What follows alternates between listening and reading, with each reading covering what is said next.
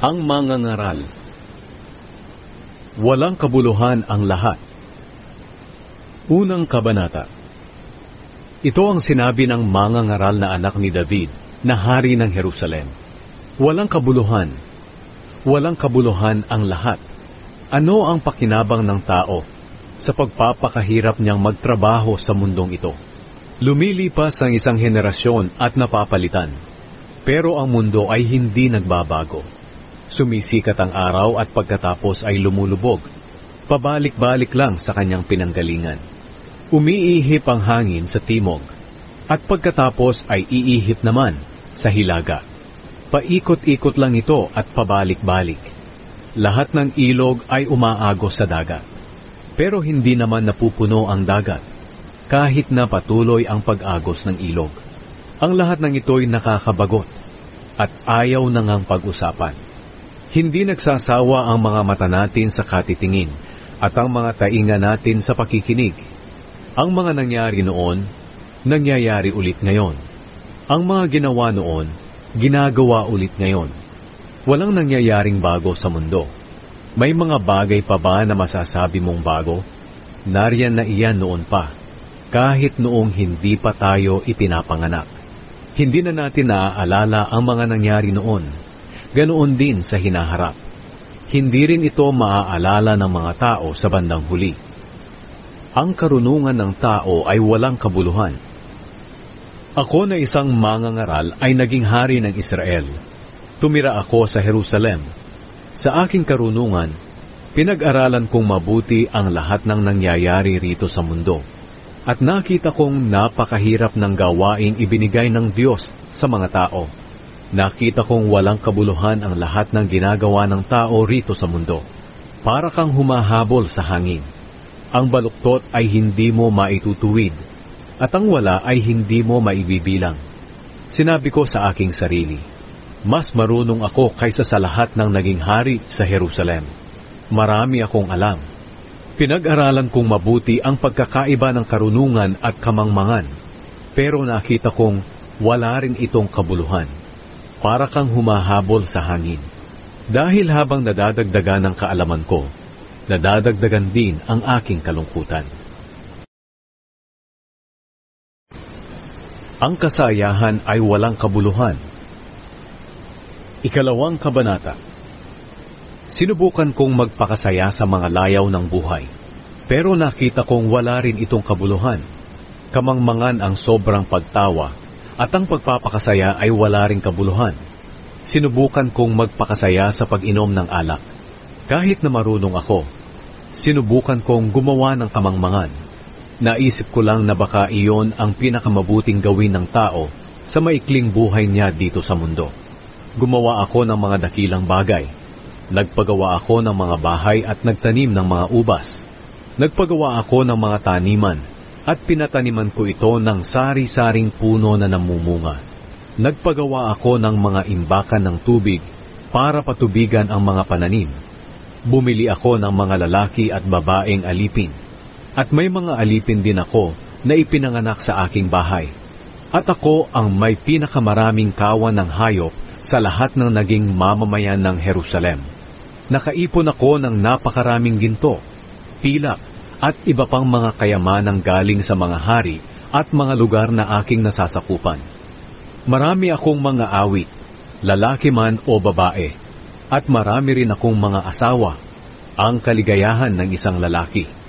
Ako ang pinakamayaman at pinakamarunong na taong nabuhay sa buong Jerusalem. Nakukuha ko ang lahat ng magustuhan ko. Ginawa ko ang lahat ng inakala kong makapagpapaligaya sa akin. Nasiyahan ako sa lahat ng pinaghirapan ko. Ito ang gantimpala sa lahat ng pagsusumikap ko. Pero nang isipin kong mabuti ang lahat ng ginawa at pinaghirapan ko, naisip ko na walang kabuluhan ang lahat ng pinagsikapan ko rito sa mundo. Ano pa ba ang magagawa ng susunod na hari? Ano pa nga ba, kundi iyong nagawa na rin noong una? Ang karunungan at kamangmangan ay walang kabuluhan. Sinubukan ko ring ihambing ang karunungan at ang kamangmangan, at nakita kong mas mabuti ang karunungan kaysa sa kamangmangan, gaya ng liwanag na mas mabuti kaysa sa kadiliman. Alam ng marunong ang patutunguhan niya, ngunit ang hangal ay lumalakad sa kadiliman. Pero nalaman ko ring pareho lang silang mamamatay. Kaya sinabi ko sa aking sarili, ang sinapit ng mangmang ay sasapitin ko rin. Kaya anong kabutihan ang mapapala ng pagiging marunong ko? Wala talaga itong kabuluhan. Lahat tayo, marunong man o mangmang, ay pare-parehong mamamatay at makakalimutan. Walang kabuluhan ang pagsusumikap.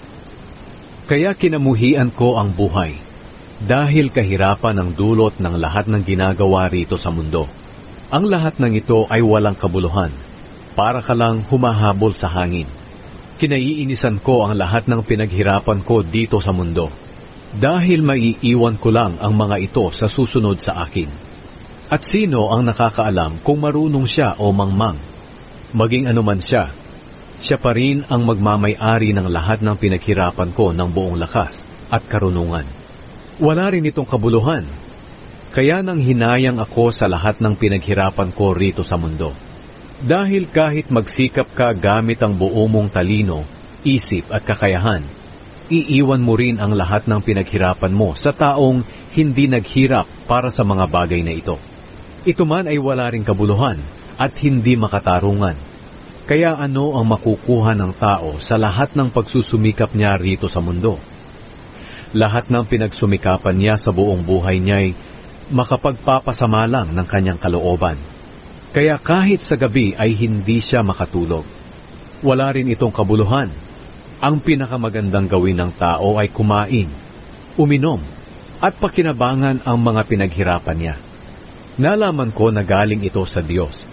Dahil paano natin makakain at mapapakinabangan ang mga pinaghirapan natin kung hindi ito ibibigay ng Diyos?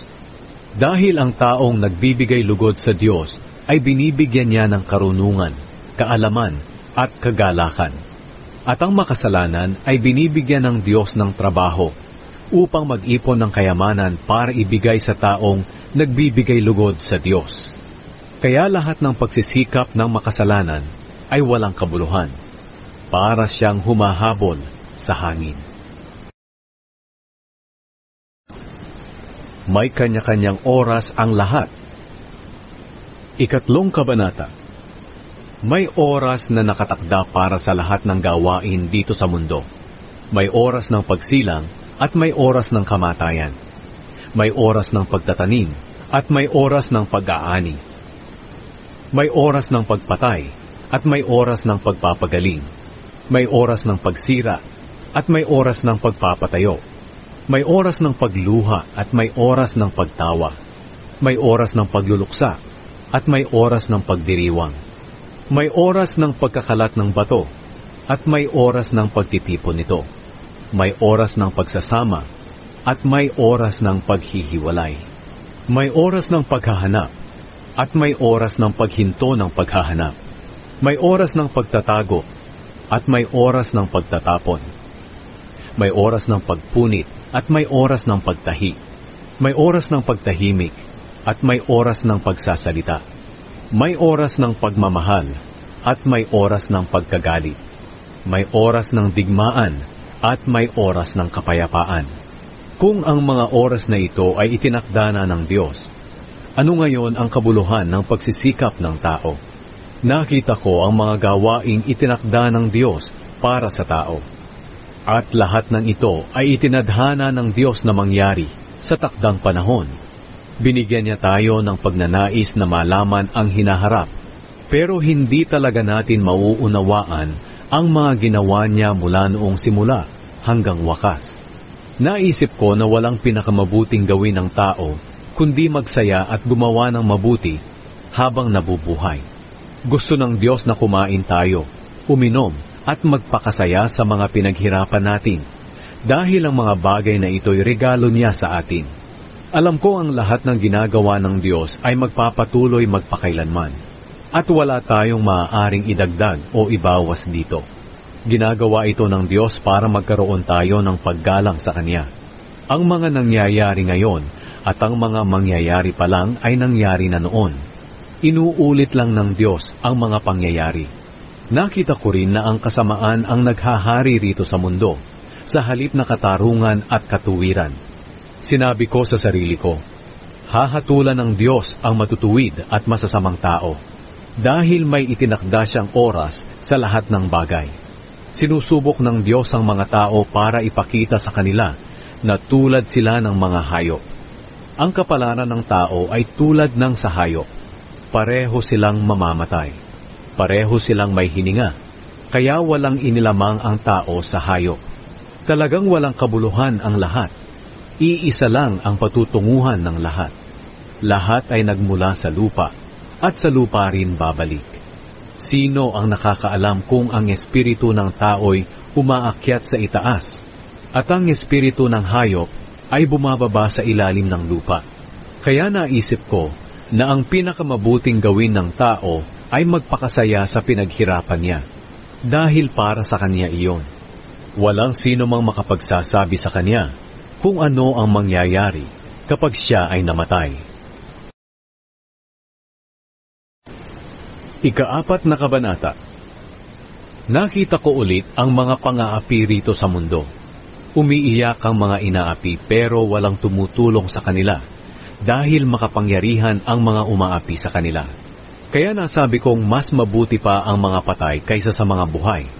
Pero higit na mabuti ang mga hindi pa ipinapanganak, na hindi pa nakakakita ng kasamaan dito sa mundo. Nakita ko rin na nagsusumikap ang mga tao at ginagawa ang lahat ng makakaya dahil naiinggit sila sa kanilang kapwa. Wala itong kabuluhan, para silang humahabol sa hangin. Hangalang taong tamad, kaya halos mamatay sa gutom. Mas mabuti pang magkaroon ng isang dakot na pagkain, pero may kapayapaan, kaysa sa maraming pagkain, pero hirap na hirap naman sa pagtatrabaho, at nauuwi lang sa wala ang lahat, para ka lang humahabol sa hangin. May nakita pa ako sa mundong ito na walang kabuluhan. May isang taong nag-iisa sa buhay. Wala siyang anak at wala ring kapatid. Pero wala siyang tigil sa pagtatrabaho at hindi nakokontento sa kanyang kayamanan.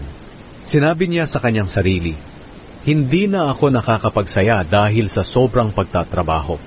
Pero wala naman akong mapag-iiwanan ng aking mga pinaghirapan. Wala itong kabuluhan at napakalungkot ng ganitong klase ng buhay. Mas mabuti ang may kasama kaysa mag-isa. Mas marami silang magagawa. Kapag nadapa ang isa sa kanila, maitatayo siya ng kanyang kasama. Kaya nakakaawa ang taong nag-iisa at nadapa, dahil walang tutulong sa kanya. Kapag malamig, pwede kayong matulog ng magkatabi at pareho kayong maiinitan. Pero kung nag-iisa ka, papaano ka maiinitan? Madali kang matalo kung nag-iisa ka. Pero kung may kasama ka, mahirap kayong talunin. Tulad din ng lubid na may 3 pilipit na hibla. Mahirap itong malagot. Mas mabuti pa ang isang batang mahirap pero marunong, kaysa sa isang matandang hari pero hangal at ayaw tumanggap ng payo. At maaaring maging hari ang batang iyon, kahit siya ay nakulong, at ang matandang hari namang iyon ay maaaring maghirap, kahit na ipinanganak pa siyang dugong bughaw.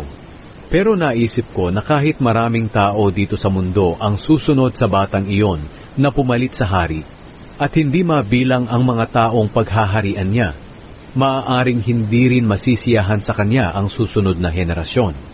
Ito man ay wala ring kabuluhan, para kang humahabol sa hangin. Huwag pabigla-bigla sa pangako. 5 kabanata. Mag-ingat ka sa ikikilos mo kung pupunta ka sa templo ng Diyos. Mas mabuting pumunta ka roon na handang sumunod sa Diyos, kaysa sa maghandog na gaya ng paghahandog ng isang mangmang na hindi alam kung ano ang mabuti at masama. Huwag kang pabigla-bigla sa pagsasalita. Mag-isip ka muna ng mabuti bago ka mangako sa Diyos. Tandaan mo na ang Diyos ay nasa langit at ikaw ay nandito sa lupa. Kaya mag-ingat ka sa pagsasalita. Kung papaanong madaling managinip kapag maraming alalahanin, madali ring makapagsalita ng kamangmangan kung padalos-dalos ka sa iyong pagsasalita. Kapag nangako ka sa Diyos, tuparin mo agad ito. Tuparin mo ang ipinangako mo sa Kanya, dahil hindi siya natutuwa sa mga hangal na hindi tumutupad sa mga pangako. Mas mabuti pang huwag ka nalang mangako, kaysa mangako ka at hindi mo naman tutuparin. Huwag kang magkasala sa iyong pagsasalita, at huwag mong sabihin sa pari na nasa templo na hindi mo sinasadya ang iyong pangako sa Diyos. Dahil magagalit ang Diyos kung gagawin mo ito at sisirain niya ang lahat ng pinaghirapan mo. Ang sobrang pananaginip at pagsasalita ay walang kabuluhan. Sa halip, matakot ka sa Diyos. Walang kabuluhan ang kayamanan. Huwag kang magtaka kung makita mo sa inyong lugar na ang mga mahihirap ay inaapi at pinagkakaitan ng katarungan at karapatan. Dahil ang mga pinunong gumigipit sa kanila ay inaalagaan ng mas nakatataas na pinuno, at ang dalawang ito ay inaalagaan ng mas mataas pang pinuno. Pero mas lamang pa rin ang nakukuha ng hari sa kita ng lupain ng mahihirap kaysa sa lahat ng mga pinuno. Ang taong maibigin sa pera at iba pang kayamanan, kailanman ay hindi masisiyahan. Wala rin itong kabuluhan. Kung dumarami ang kayamanan mo, dumarami rin ang nakikinabang nito. Kaya wala kang mapapala sa kayamanan mo, kundi pagmasdan lang ito. Mahimbing ang tulog ng isang manggagawa, marami man o kaunti ang pagkain niya. Pero ang mayaman, hindi makatulog ng mahimbing dahil sa kanyang kayamanan. May nakita akong hindi maganda rito sa mundo. Ang kayamanang iniipon ng tao ay nakapagpapahamak sa kanya. Nauubos ito dahil sa hindi mabuting negosyo at wala nang matitira para sa mga anak niya. Kung paanong hubad tayong ipinanganak mula sa sinapupunan ng ating ina, hubad din tayong mamamatay. Hindi natin madadala ang ating mga pinaghirapan. Napakalungkot isipin, ipinanganak tayong walang dala, mamamatay tayong walang dala. Kaya ano pa ang saysay ng mga pagpapakahirap natin? Para lang tayong humahabol sa hangin na walang napapala. Ang buhay natin ay puno ng kahirapan, kaguluhan, sakit at galit. Kaya naisip ko na ang pinakamabuting gawin ng tao sa maiksing buhay na ibinigay sa kanya ng Diyos ay kumain, uminom, at magpakasaya sa kanyang pinaghirapan habang siya'y nabubuhay. Dahil para naman talaga sa kanya ang mga iyon. Binibigyan ng Diyos ang bawat tao ng mga pag-aari at kayamanan. Hinahayaan niyang pakinabangan nila ang mga ito para matanggap nila ang para sa kanila at magpakasaya sa mga pinaghirapan nila. Ito ang regalo ng Diyos sa kanila. At dahil ginagawa ng Diyos na abala ang tao sa mga bagay na nakapagpapasaya sa kanila, hindi sila nag-aalala na maiksi ang buhay nila. Ika-6 na kabanata. May nakita pa akong isang hindi magandang pangyayari rito sa mundo na nagpapahirap sa mga tao. May mga taong binibigyan ng Diyos ng kanilang mga hinahangad tulad ng karangalan, ari-arian at kayamanan. Pero hindi niya hinahayaang pakinabangan nila ito. Sa halip, ibang tao ang nakikinabang nito. Hindi ito maganda at walang kabuluhan. Masasabi kong mas mabuti pa ang isang sanggol na ipinanganak na patay, kaysa sa taong nabuhay nga ng matagal at nagkaanak pa ng marami, pero hindi naman nagkaroon ng kasiyahan sa buhay at hindi nailibing ng maayos. Kahit walang saysay ang pagkakapanganak sa sanggol, at kahit na siya ay nasa lugar ng mga patay at hindi na maaalala pa, at kahit hindi siya nakakita ng liwanag ng araw o nalaman ng buhay, mas may kapayapaan pa siya kaysa sa taong iyon na walang kasiyahan sa mga magagandang bagay na kanyang natanggap, at kahit na mabuhay pa ang taong iyon ng ilang libong taon. Ang totoo ay iisa ang hahantungan ng lahat. Nagtatrabaho ang tao para may makain, pero hindi pa rin siya nasisiyahan. Kaya ano ang lamang ng marunong sa mangmang? Ano ang mapapala ng mahirap kahit alam niya ang pasikot-sikot sa buhay? Wala itong kabuluhan, para siyang humahabol sa hangin. Kaya mas mabuting masiyahan ka sa mga bagay na mayroon ka, kaysa sa maghangad ka ng maghangad ng mga bagay na wala sa iyo. Lahat ng pangyayari sa mundo at mangyayari sa isang tao'y nakatakda na noon pa.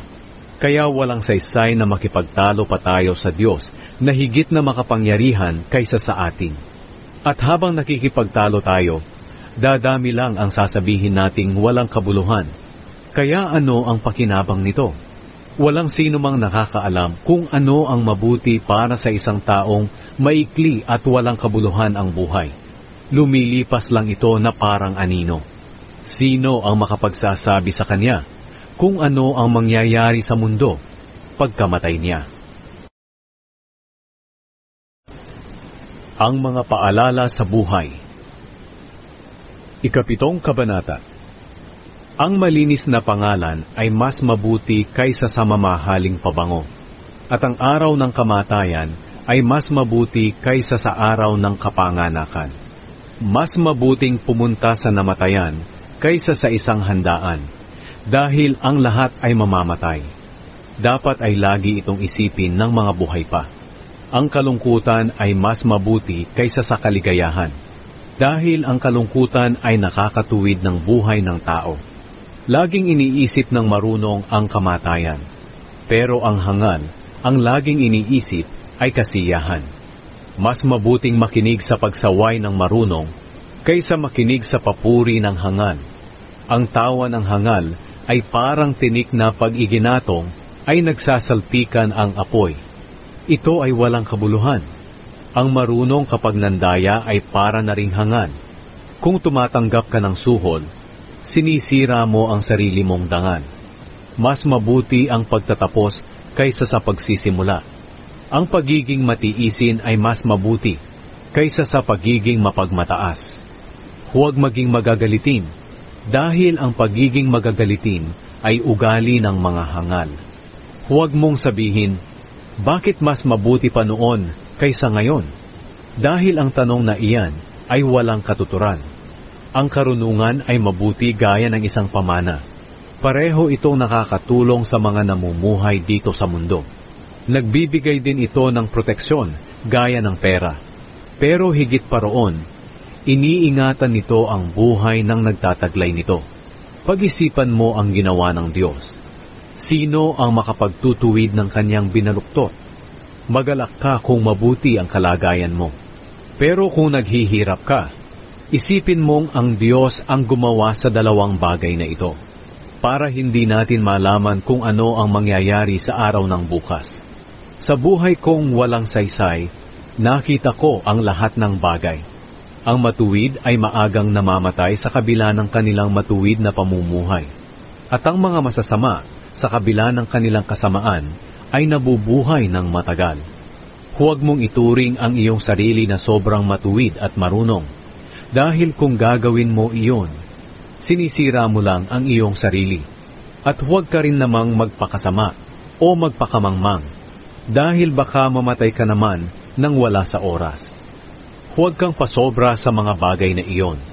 Dapat balanse lang, dahil ang taong may takot sa Diyos ay hindi nagpapasobra sa anumang bagay. Higit na malaki ang magagawa ng karunungan sa isang tao kaysa sa 10 pinuno ng isang bayan. Wala ni isang tao rito sa mundo ang laging gumagawa ng mabuti at hindi nagkakasala. Huwag mong pakikinggan ang lahat ng sinasabi ng tao, at baka mismong alipin mo ang marinig mong nagsasalita laban sa iyo. Dahil alam mo sa sarili mo na marami ka ring pinagsalitaan ng masama. Sinubukan kong intindihin ang lahat ng nangyayari rito sa mundo sa pamamagitan ng aking karunungan. Akala ko'y maiintindihan ko, pero hindi pala. Hindi ko kayang intindihin ang mga nangyayari dahil mahirap talagang maintindihan. At walang sino man ang makakaintindi nito. Pero patuloy akong nag-aral at nag-usisa para makamit ko ang karunungan at masagot ang aking mga katanungan, at para malaman ko kung gaano kahangal ang taong gumagawa ng masama at kung gaano kasama ang isipan ng taong gumagawa ng kahangalan. Napagalaman kong ang babaeng nanunukso ay mas mapait kaysa sa kamatayan. Ang pag-ibig niya ay parang bitag, at ang mga kamay niya na yumayakap sa iyo ay parang kadena. Ang taong nakalulugod sa Diyos ay makakatakas sa Kanya, pero ang taong masama ay mabibitag niya. Sinasabi ko bilang isang mangangaral, iniisip kong mabuti ang bawat bagay sa paghahanap ko ng kasagutan sa aking mga katanungan. Pero hindi ko pa rin natagpuan ang mga kasagutan. Ngunit ito ang aking natuklasan. Sa 1,000 lalaki, isa lang ang matuwid. Pero sa 1,000 babae, wala ni isang matuwid. Higit sa lahat, ito ang nalaman ko. Ginawa ng Diyos ang tao na matuwid, pero nag-iisip ang tao ng maraming paraan para maging masama. 8 Kabanata. Walang katulad ang taong marunong na kayang magpaliwanag ng mga bagay. Ang karunungan ng tao'y nakapagpapasaya ng mukha, at ang simangot ay nawawala. Sundin ang hari. Sundin mo ang utos ng hari, dahil ipinangako mo sa Diyos na gagawin mo ito. Huwag mong pababayaan ang tungkulin mo sa hari, at huwag kang sasama sa mga nagpaplano ng masama laban sa kanya, dahil kayang gawin ng hari ang anumang gustuhin niya. Makapangyarihan ang utos ng hari at walang makakatutol dito. Ang sinumang sumusunod sa kanyang utos ay hindi mapapahamak. Alam ng taong marunong kung kailan at kung paano gagawin ang isang bagay. Dahil ang bawat bagay ay may kanya-kanyang tamang oras at pamamaraan ng paggawa, gaano man kabigat ang kinakaharap ng tao. Dahil walang sino man ang nakakaalam ng hinaharap, walang makapagsasabi kung ano ang mangyayari. Kung paanong hindi mapipigilan ng tao ang hangin, hindi rin niya mapipigilan ang kanyang kamatayan. Tulad sa isang labanan, hindi siya makakaatras, at ang kasamaan niya ay hindi makapagliligtas sa kanya sa kamatayan. Pinagmasdan ko ang mga bagay na nangyayari rito sa mundo. Nakita kong ang mga tao ay may kakayahang saktan ng isa't isa. Nakita ko ring ibinuburol ang masasama. Sila ang laging pumapasok sa banal na lungsod ng Jerusalem at doon gumagawa ng kasamaan. At pinupuri pa sila ng mga taong taga-roon mismo sa lugar na ginagawa nila ng kasamaan. Wala itong kabuluhan. Kapag ang taong nagkasalay hindi agad pinarusahan, naiisip din ng iba na gumawa ng kasalanan. Kahit ang isang tao'y magkasala ng 100 beses at mabuhay pa ng matagal, alam kong mas mabuti pa rin ang kahihinatnan ng taong may takot sa Diyos. Hindi magtatagal ang buhay ng taong masama na walang takot sa Diyos. Magiging parang anino ang buhay niya. Sandali lang at agad mawawala. Ang problema lang sa mundong ito ay kung minsan ang mga taong matuwid pa ang siyang napaparusahan ng parusang para sana sa masasama. At ang masasama naman ang siyang tumatanggap ng gantimpalang para sana sa mga matuwid. Ito man ay walang kabuluhan. Kaya para sa akin, mas mabuting magpakasaya ang tao sa buhay. Walang mas mabuti para sa kanya dito sa mundo, kundi ang kumain, uminom at magsaya. Sa ganitong paraan, mararanasan niya ang kasiyahan habang nagpapakapagod siya sa buong buhay niya na ibinigay ng Diyos sa kanya dito sa mundo. Habang pinagsisikapan kong intindihin ang mga nangyayari rito sa mundo, nalaman ko kung gaano kaabala sa trabaho ang mga tao araw at gabi. Nakita ko rin ang mga ginagawa ng Diyos dito sa mundo. Walang sino man ang makakaintindi nito. Kahit ano pa ang gawin ng tao para intindihin ito, hindi pa rin niya ito maiintindihan. Kahit sabihin pa ng marunong na naiintindihan niya, pero ang totoo, hindi niya talaga naiintindihan. 9 na Kabanata. Inisip kong mabuti ang lahat ng bagay, at nalaman kong nasa patnubay ng Diyos ang matutuwid at marurunong, pati na ang kanilang mga ginagawa. Pero hindi nila alam kung ang kasasapitan ba nila ay pag-ibig o puot. Iisa lang ang kasasapitan ng lahat ng klase ng tao.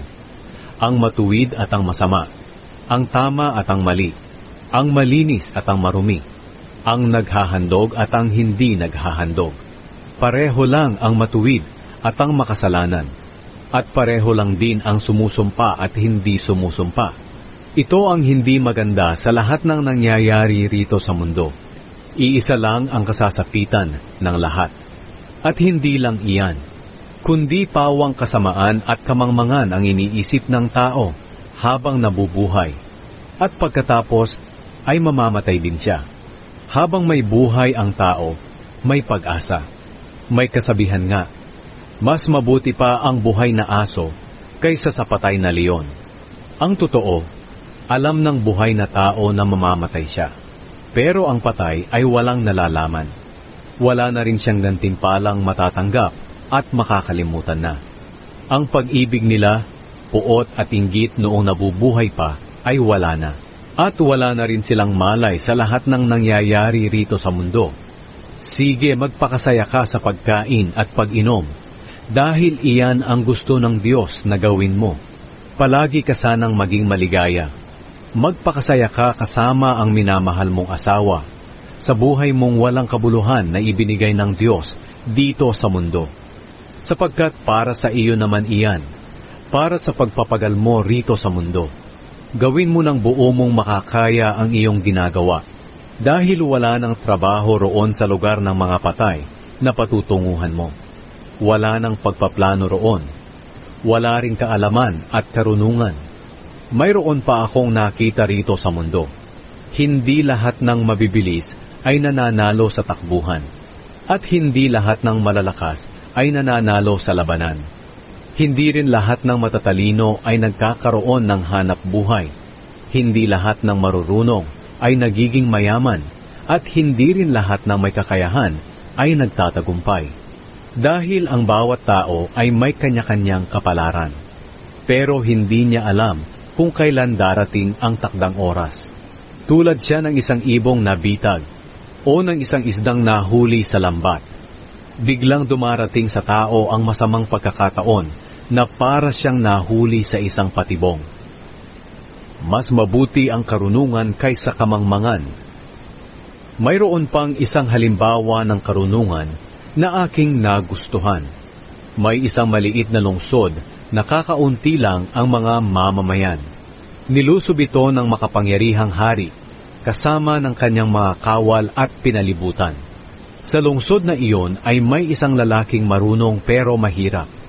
Maaari sana niyang iligtas ang lungsod sa pamamagitan ng kanyang karunungan, pero walang nakaalala sa kanya. Sinabi kong mas mabuti ang karunungan kaysa sa kapangyarihan. Pero ang karunungan ng isang taong mahirap ay hindi binibigyang halaga, at ang mga sinasabi niya ay hindi pinapansin. Ang marahang salita ng marunong ay mas magandang pakinggan kaysa sa sigaw ng isang pinunong hangal. Mas makapangyarihan ang karunungan kaysa sa mga sandata ng digmaan. Pero ang isang makasalanan ay makakasira ng maraming kabutihan. Ika-10 kabanata. Kung paanong napapabaho ng isang patay na langaw ang isang boteng pabango, ganoon din ang kaunting kamangmangan, nakakasira ng karunungan at karangalan. Ang taong marunong ay gustong gumawa ng kabutihan, pero ang hangal ay gustong gumawa ng kasamaan. At kahit sa paglalakad ng hangal, nakikita ang kawalan niya ng karunungan, at ipinapakita sa lahat ang kanyang kahangalan. Kung nagalit sa iyo ang iyong pinuno, huwag ka agad magbitiw sa tungkulin.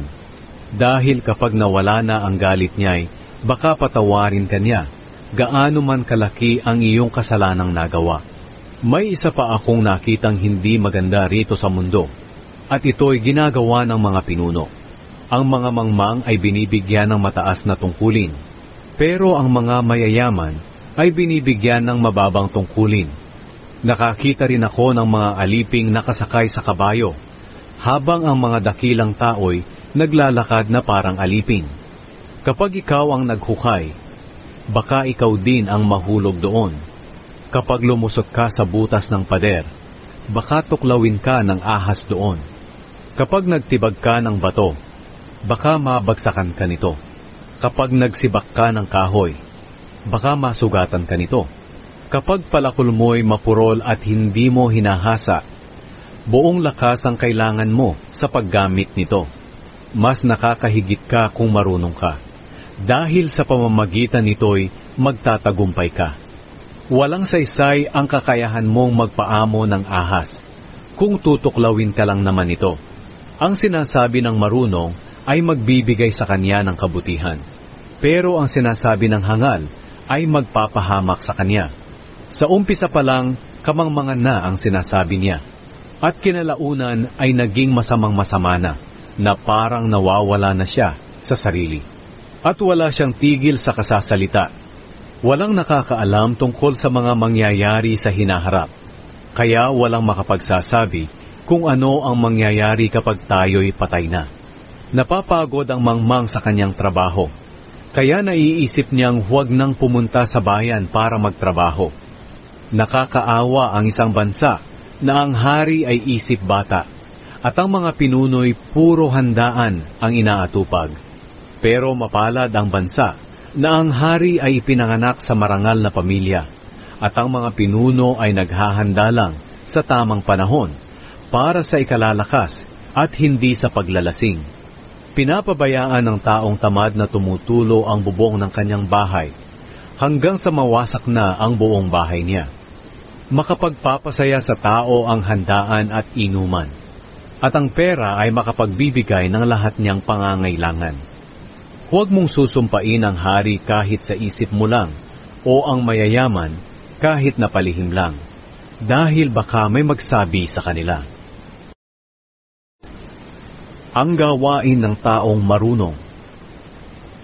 11 kabanata. Ipuhunan mo ang pera mo sa negosyo, at sa kalaunan ay kikita ka. Ilagay mo ang pera mo sa iba't ibang negosyo, dahil hindi mo alam kung anong kalamidad ang darating dito sa mundo. Kapag makapal na ang ulap, magbubuhos ito ng ulan sa mundo. At kung saan natumba ang puno, doon iyon mananatili. Kung palagi ka lang maghihintay ng magandang panahon, hindi ka makakapagtanim at wala kang aanihin. Kung paanong hindi mo nalalaman ang direksyon ng hangin, o kung paano lumalaki ang sanggol sa sinapupunan ng kanyang ina, ganoon din ang ginagawa ng Diyos na gumagawa ng lahat ng bagay. Hindi mo rin ito maiintindihan. Maghasik ka ng binhi sa umaga hanggang gabi, dahil hindi mo alam kung alin sa itinanim mo ang tutubo, o kung lahat ito ay tutubo. Masarap mabuhay, kaya mas mabuting mabuhay. Kaya sa buong buhay mo ay maging masaya ka. Gaano man ito kahaba, ngunit alalahanin mong darating ang kamatayan at magtatagal iyon. Lahat ng mangyayari ay walang kabuluhan. Kayong mga kabataan, magsaya kayo habang kayo'y bata pa.